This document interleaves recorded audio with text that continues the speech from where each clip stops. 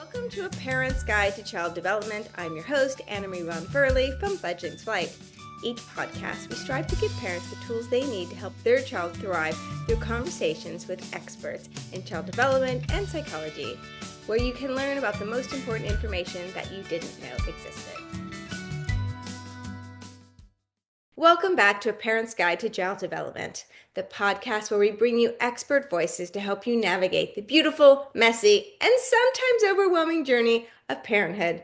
I am so glad you're here today because we're tackling a topic that affects far more families than most people realize: postpartum depression and perinatal mental health. My guest today is Lynn Ingram McFarland. Lynn holds an MBA and is a certified perinatal mental health professional, is the founder and CEO of Ingram Screening LLC, a company dedicated to perinatal mental health screening. She also served on the board of Postpartum Support International for 3 years and has spent over 2 decades in nonprofit advocacy. And perhaps most powerfully, she's a 3-time survivor of perinatal mood and anxiety disorders herself.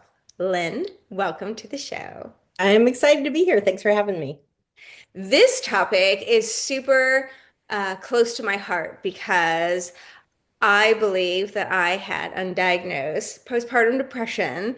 And for me, this is a topic I've been wanting to talk about on the show since we started over a year ago, because I feel that so many people, including myself, don't know enough about this topic at all. And I feel like it's the most important thing that nobody knows about. And I'm so glad you're here and that we can talk about this, because I think for me, it really feels like we can really make a difference in people's lives so they don't have to go through this suffering alone.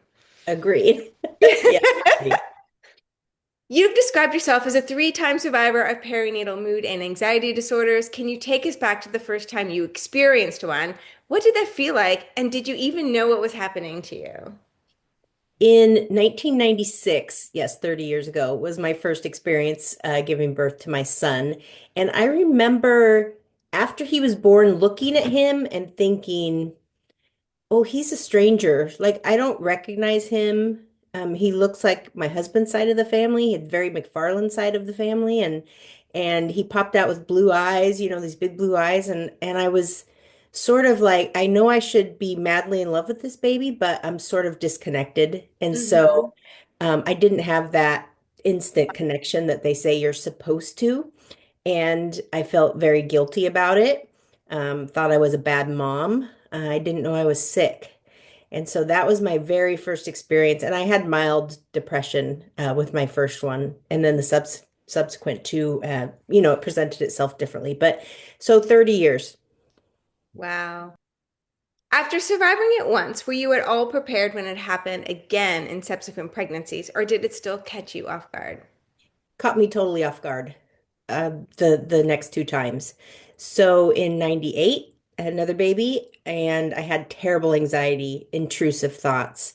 What if I throw my baby over the balcony? He's not going to be with us long. Something's wrong with him. Terrible anxiety. In 2004, I had my long-awaited daughter, and I had all of the things. I had depression, anxiety, PTSD, OCD. So just rampant, intrusive thoughts, and my mind was just going all the time. And I was supposed to be happy. I had my girl, and I was miserable and had to move back in with my mom and grandma for a couple weeks, just to survive. So yes, caught me off guard every time, and it presented differently every time. Did you have a history of depression before pregnancy? I had a history of panic disorder in high school, but not depression. Yeah. That one hit me. For me, I had like undiagnosed depression younger and always wondered whether or not because it was never medicated, never treated, never Yeah. went to therapy because it was never diagnosed, and then had it my whole life, not just like when I was 16, but off and on forever. It's like, well, and then maybe it makes more sense that I had postpartum depression, right? Like with this history, but having nothing ever being diagnosed, never been treated, nothing ever, like in my personal story, the only way I found out that I could name what I was feeling as PTSD and postpartum depression was because I was discussing. I had a very traumatic birth experience, and I had a friend who also had a very traumatic birth experience. And in our conversation, she talked about PTSD, and I'm like, that's for soldiers. Like, Yeah, what? Like that couldn't possibly be me. so Um, true. and no, once I heard that, I was like, oh, when you name something, right, is the beginning of understanding and doing something about Yes. it. And so it was years after, like my son was in probably in elementary school before I really came to the realization that I Yes. had postpartum depression. And, it was the hardest and loneliest time of my life, even though I had a husband and I had this child in my life. Like, I really felt like I Mhm. was so detached, and I was Yeah. every day was such an effort to Yes. participate, you know? Yes. At what point did your personal experience shift into a professional mission? What was the turning point that made you say, I need to do something about this? I think in 2015, when I was earning my MBA, we had to do a class project. And I just decided to dig into postpartum depression a little bit more and do sort of my capstone on that. And so that sort of flipped the switch in me like, hey, this needs to be a business model.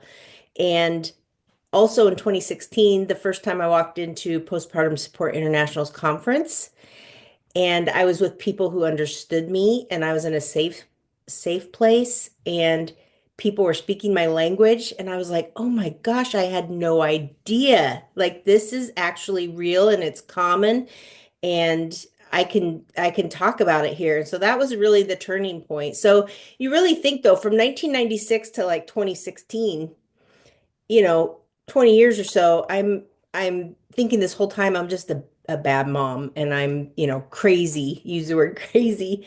And then I found out that I was just sick and that there was help and that I was never screened, hence my business model. Yeah, amazing. And we've been using the term postpartum depression, but can you walk us through what it actually is, clinically speaking, and how it differs from the baby blues that so many new moms experience?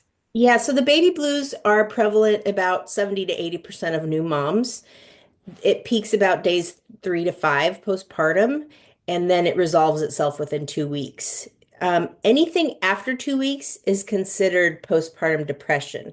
And clinically speaking, it's five or more symptoms like twice a day for over 2 weeks. So like your appetite, your mood, your physical um, symptoms.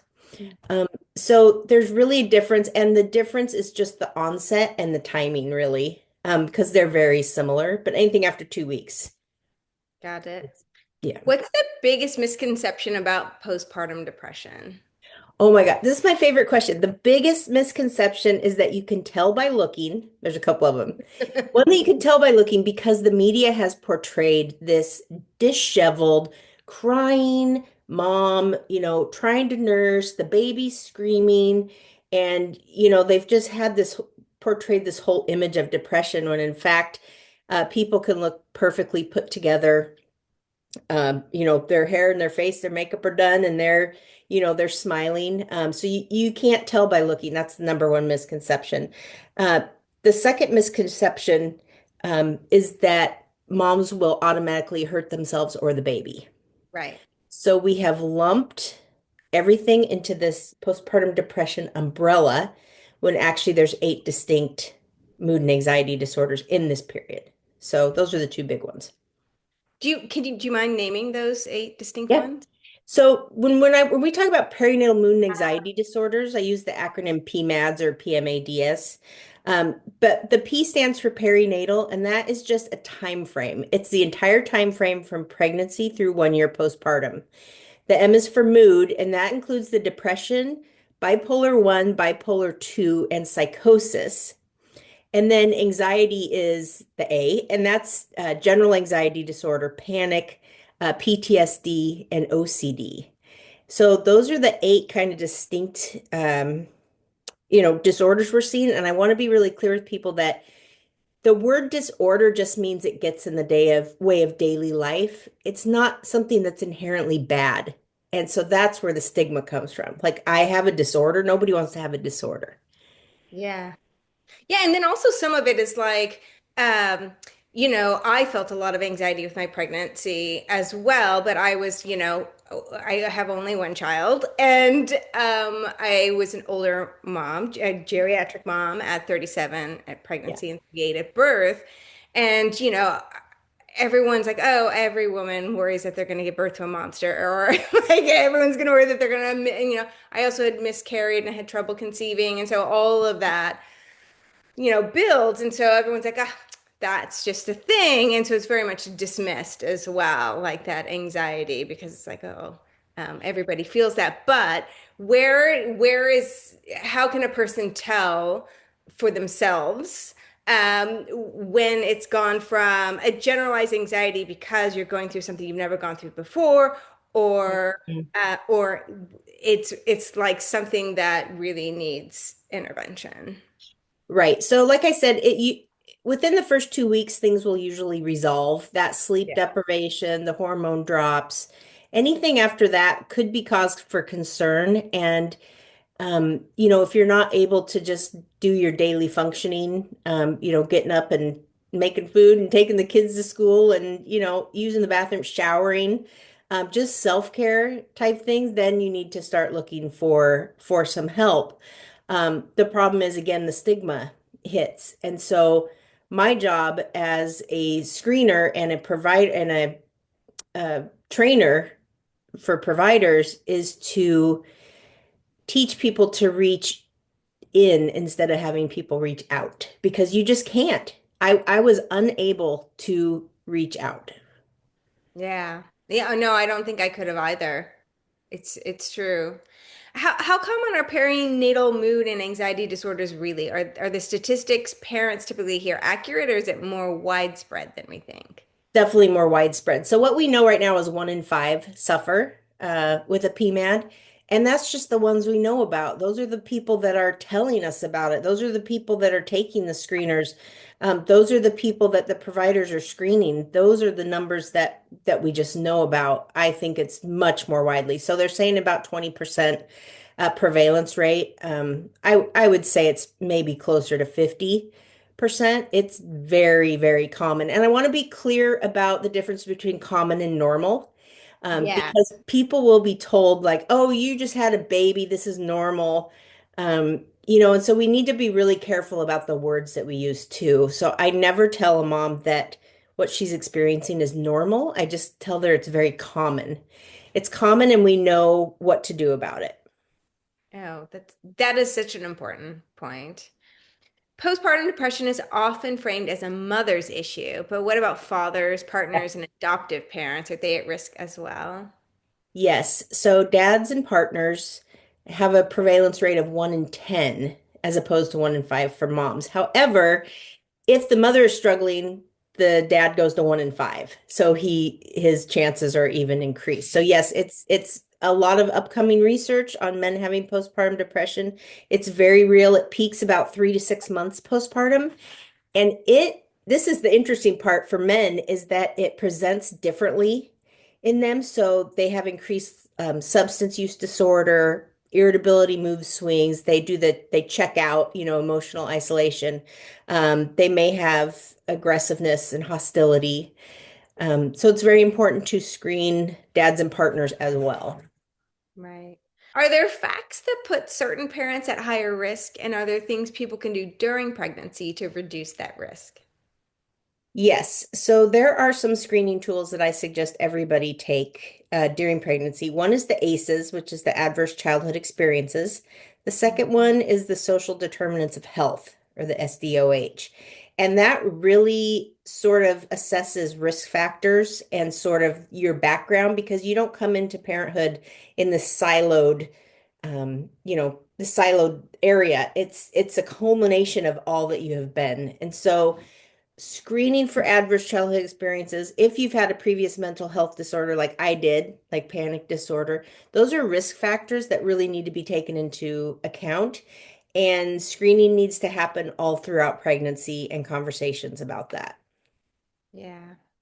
Many parents feel ashamed or guilty about how they're feeling, like they should be happy. How does that stigma make it harder to recognize and admit what's going on? Yeah. So I know we touched on this a little bit, but the news media again is portraying these disheveled moms. And um and I went through this as well. Like I should be happy. This is a beautiful, healthy baby. Like I'm fine. Nothing's wrong. And yet I still had this disconnect. And so um, you know, trying to educate people on the word again, disorder, like it's not really a disorder. It's not inherently bad. It's just something that you're going through right now. So, um, the stigma just makes it really hard to come forward. It makes it hard to reach out. Um, like I said, and that has a lot to do with the news media and shows that we have. So, um, it's hard to recognize. You think you're crazy, you think you're a bad mom, you don't know you're sick. Yeah. And I think the more that you feel that way, the more you, or at least for in my case, the more you try to cover that up so it doesn't look like whatever you're feeling internally Yes. isn't reflecting externally, Correct. spread so that people think that you're crazy or that you're a bad mom or whatever. And so there's so much more effort Yep. to, what's the word I'm looking for? Masking, right? Like, Masking. And I have a pediatrician friend who says he always asks his patients, "Are you as happy on the inside as you look on the outside?" And he said oh, sometimes that gets them talking, which is great. yeah, that's a really great question. I mean, I go back and look at the pictures. I have my son's 17 now, but when I go back and look at the pictures, like you said, like you couldn't tell that I was going through postpartum Nope. depression, and I white knuckled it through all my depression, and all I white knuckled it through the postpartum depression, and Yep. it's just because that you can do it without support doesn't mean you should do it without support. Correct. Yeah. How can partners, family members, and friends recognize the warning signs in a new parent who might not be able to see it in themselves?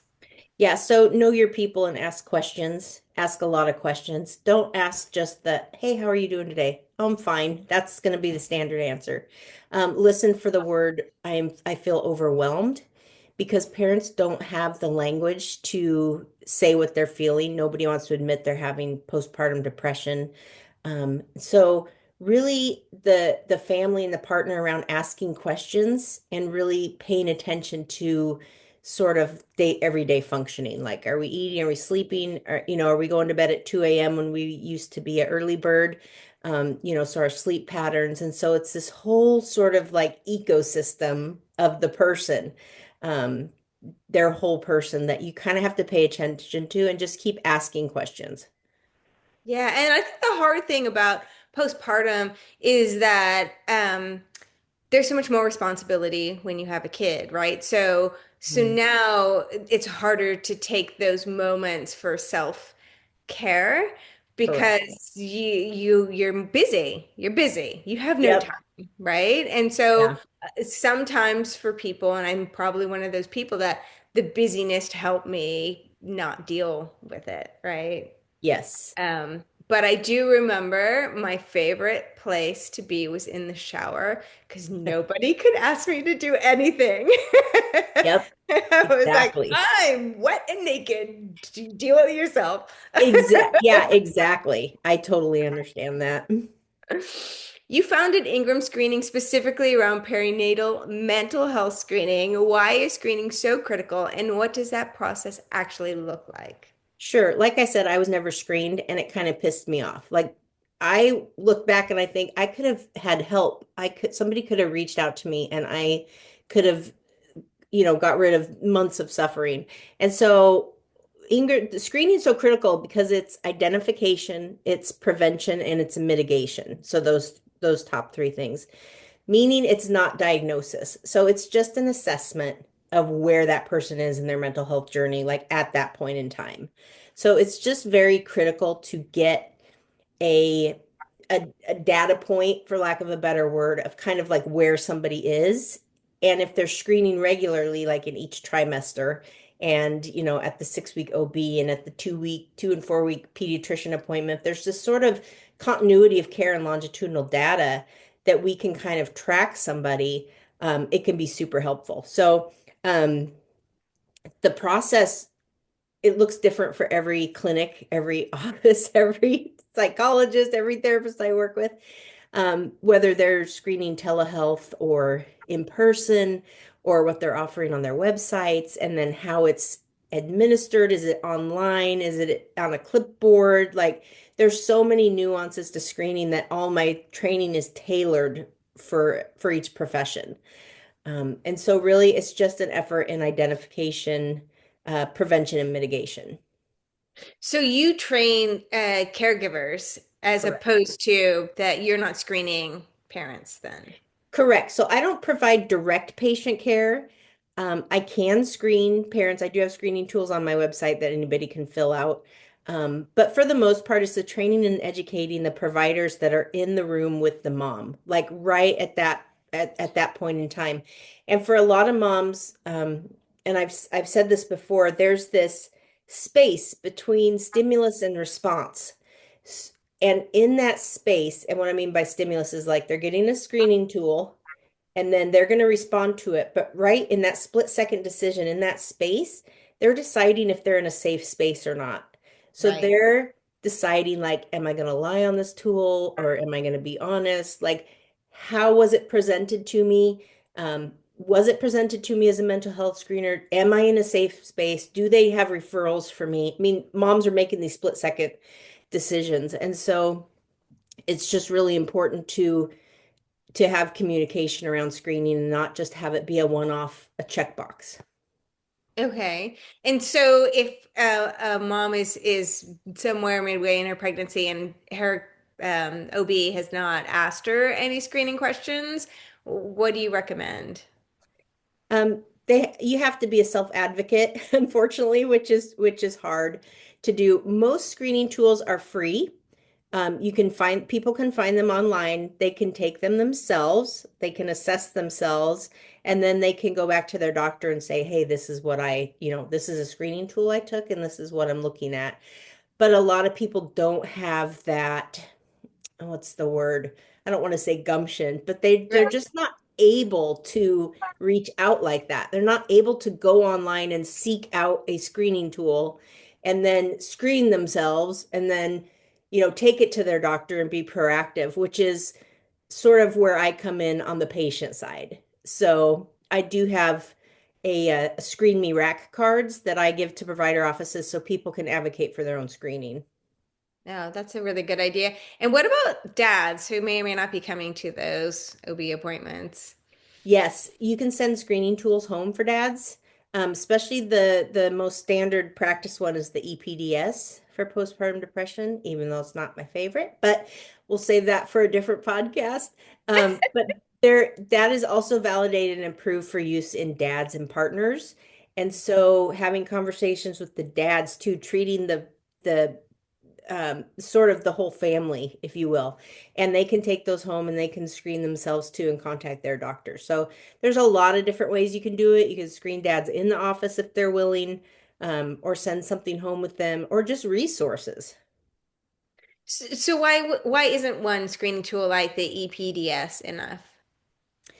So the EPDS is specifically for postpartum depression. It picks up on a little bit of anxiety, but it is going to miss the other seven PMADs that I mentioned, the bipolars and the PTSD and the OCD.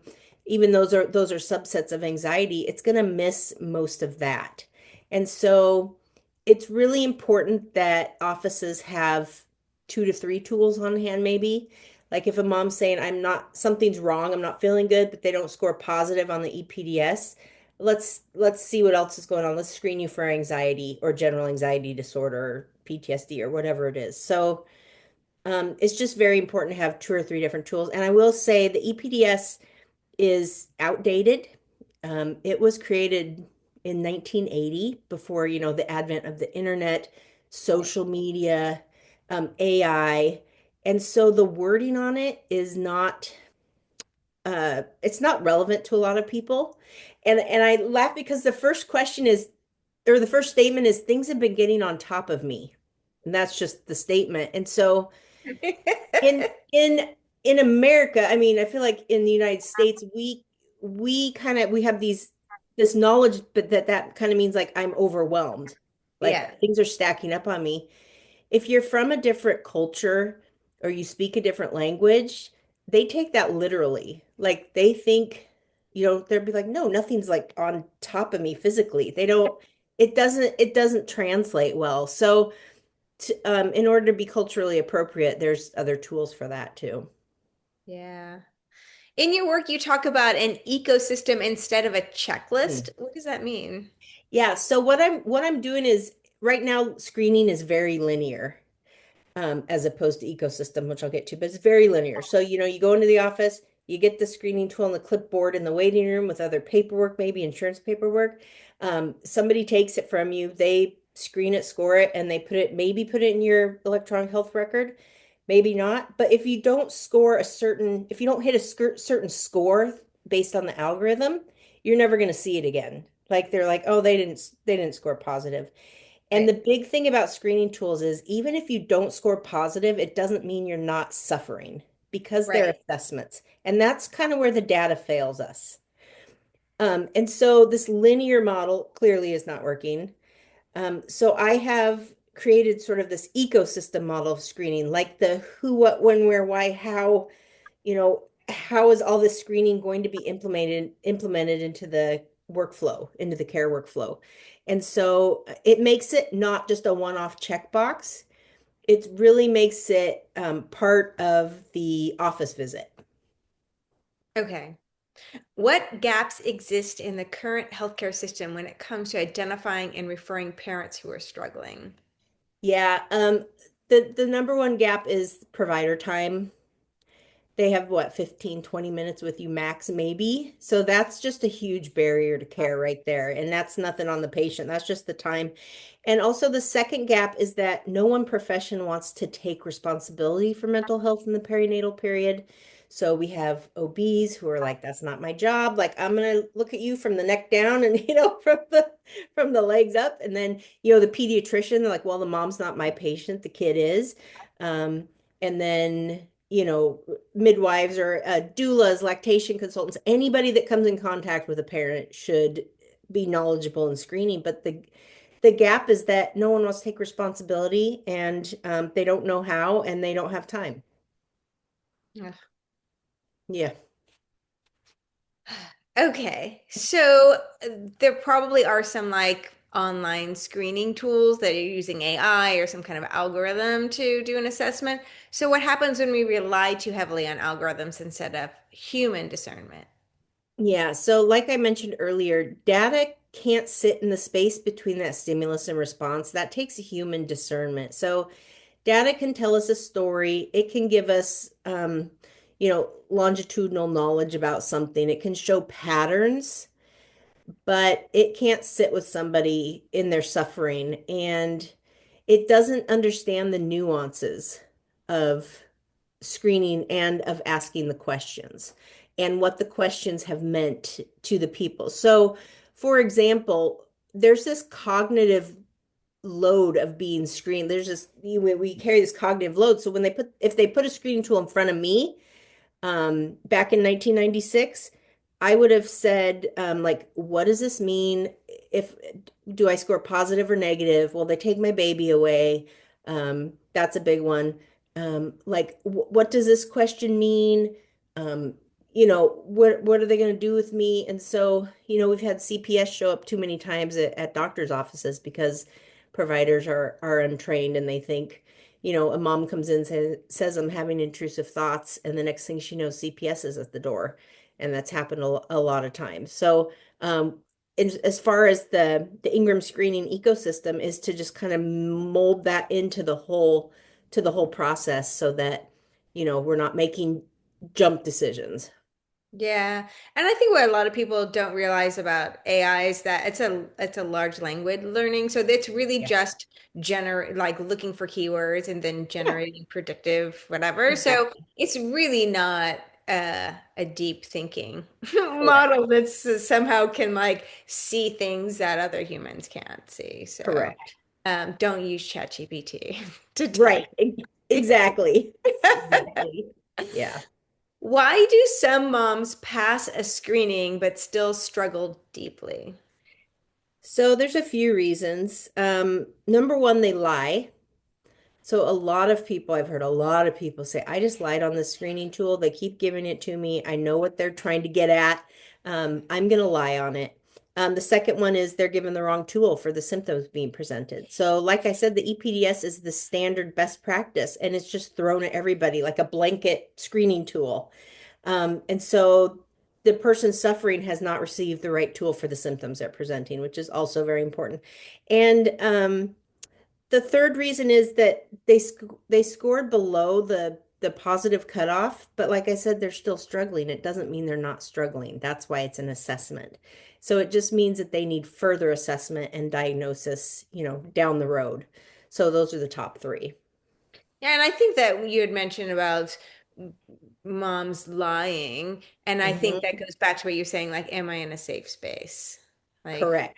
I'm not going to give it an answer if I think that you're going to call Yeah, and Child Protective Services and take my baby away. yeah, exactly. And that space in between is also for the provider. So there's this beautiful sort of chemistry happening between this mom and this provider because the mom in that split second in that space is deciding whether they're safe. The provider also is in that space when the person says I'm fine. The provider then is in that space of like, well, are they really fine or did they just say that to me? So being able to recognize that and ask more questions, AI can't do that human discernment on both sides. Yeah. Yeah. If a parent watches this and thinks I might be experiencing this, what are the very first steps they should take? The first steps they should take is that this is me reaching out. They don't need to reach in. There are several resources for parents. My first go-to is always Postpartum Support International. They have a warm line that you can call or text. They have a great website with a ton of free peer-to-peer support groups, with education, with trainings, with help. You can always talk to somebody. So that's my first go-to. My second one is that there is a national maternal mental health hotline that's run by the government and staffed by Postpartum Support International. And that's a hotline that you can call or text for immediate help. And those are the two that I think are the easiest as opposed to go to your online portal, schedule a appointment with your doctor. And so, people don't have time to wait. So the National Maternal Mental Health Hotline is immediate for help.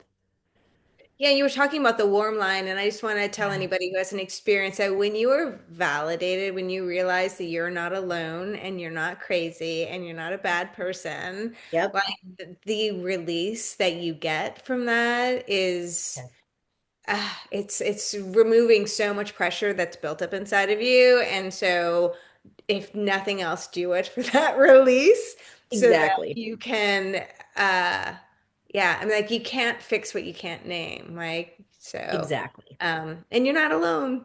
And Yeah, it's exactly. It's exactly. what does treatment for postpartum depression and PMADS typically look like, and what options are available for parents who may be worried about things like breastfeeding and medication?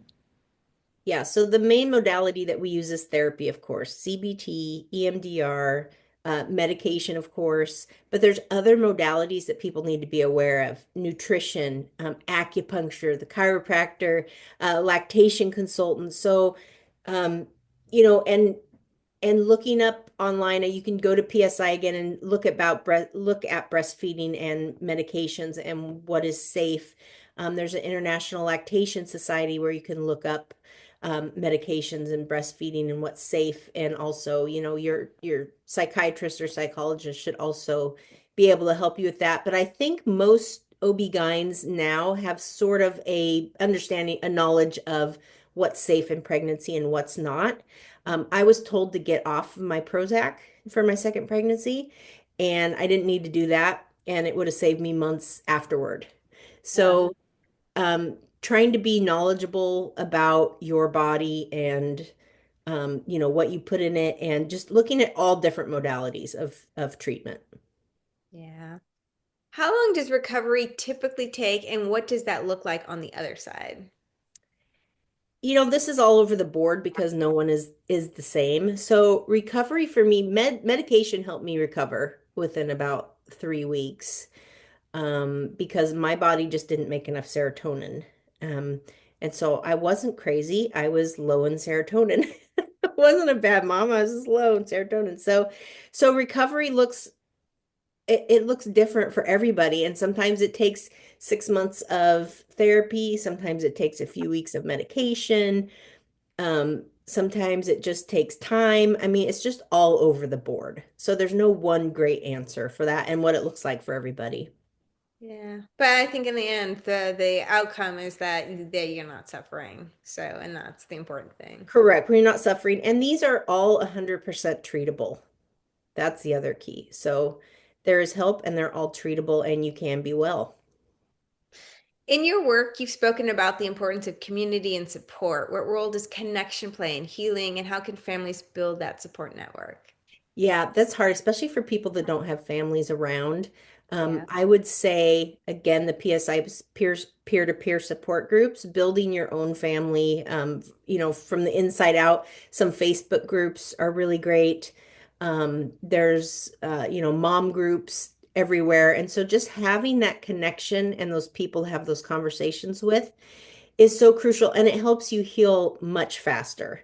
I was blessed to have my mom and my grandma around, to take care of me. And in terms of like feeding me, telling me to take a shower, taking me to and from doctor appointments. I mean, they were also my healers in that regard. And so connection is just so critical, and but not everybody has it. So we have to screen kind of for that too, like the social determinants of health. Like what do you have and what are you going to do postpartum? Yeah. And then you could have family and a partner and still not have support. Correct. Yeah, exactly. There's so that's like I said, there's not one way because everybody is so different. So yes, there are people that have family and support groups that are not supportive. Yeah. You served on the board of Postpartum Support International. What resources does PSI offer, and how can parents access them? Yes, PSI, you can go to postpartum.net. That's their website. You will find it is such a deep website of resources and education. And I believe there's a tab at the top that says Get Help, where people can go and find all the support groups. They can find the warm line number. They can find the National Maternal Mental Health Hotline number. They can take trainings, they can connect with other moms. I mean, it's just they've done such a great job in providing resources for everybody. So that's where I send people first. Fantastic. If you could say one thing to a parent who's silently suffering right now, afraid to reach out, afraid to admit that they're struggling, what would it be? This is me reaching in. You don't have to reach out. I have resources for you. We have resources for you, and you're not alone and you can be well again. Yeah. Yeah, I would similarly would say like, what would it look like if you didn't feel this way all the time? Like, what would your life look like? And Exactly. that could be your motivation Exactly. to accept help, even if you don't feel capable of reaching out for help. Exactly. Lynn, thank you so much for your openness, your expertise, and your advocacy, the work you're doing through Ingram screening, and your years of service with postpartum support. International are genuinely saving lives and changing families. For our listeners, please know that if anything in today's conversation resonated with you, or if you're worried that about someone you love, you don't have to navigate this alone. We have links to Postpartum Support International and other resources in the show notes. If you found this episode helpful, please share it with a new or expecting parent in your life. You never know whose day or life might change. Until next time, take care of yourself and each other. Thanks for tuning into A Parent's Guide to Child Development. where we decode milestones, demystify meltdowns, and occasionally question whether goldfish crackers count as a food group. Spoiler, they do. Make sure to follow us on Spotify and subscribe to our YouTube channel so you never miss an expert tip, breakthrough strategy, or aha moment that can make a big difference in your child's development. It's cheaper than therapy and less messy than glitter slime. We'll be back soon with more expert advice, real talk, and zero judgment. Until then, keep calm and try not to step on any Legos.